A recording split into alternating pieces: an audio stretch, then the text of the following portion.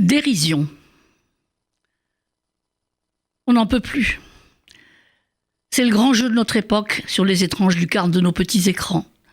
Prendre quelque chose au sérieux, vous n'y pensez pas, on va pas se laisser avoir, on est des petits malins, nous. Alors on vanne, comme ils disent, on met en boîte, on moque, on tourne en dérision. Je déteste ça. L'esprit sérieux a été mis en cage, interdiction de l'ouvrir, des fois qu'on serait obligé de penser.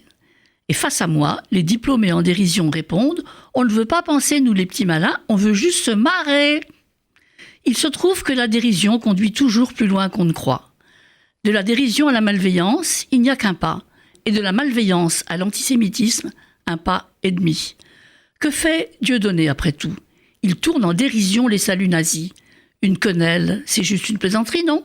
Allez, vous n'allez pas vous laisser avoir quand même. Et par le chemin de la dérision, celui de Dieudonné, on tombe, c'est implacable, sur l'autoroute des complots antisémites à base de protocoles des sages de Sion, dont le monde arabe est rempli. Oui, je déteste ça. La dérision, c'est un mécrit moqueur fait pour blesser. Demandez donc son avis à Alain Finkielkraut, à qui on intime l'ordre d'être de bonne humeur et d'en prendre plein la gueule, comme il l'a dit sur France Inter le 25 janvier au matin, sous les railleries d'une petite Belge charmante, mais sans esprit. Décidément, oui, je déteste la dérision. Cette plaie des radios et des télévisions, corrompues par les réseaux sociaux, dont c'est la fonction principale, railler, moquer, mépriser.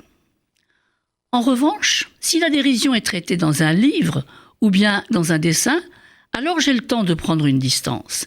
C'est tout simplement que, écrite ou dessinée, la dérision est muette. Elle perd sa nocivité. Je l'aime silencieuse et je la hais bavarde.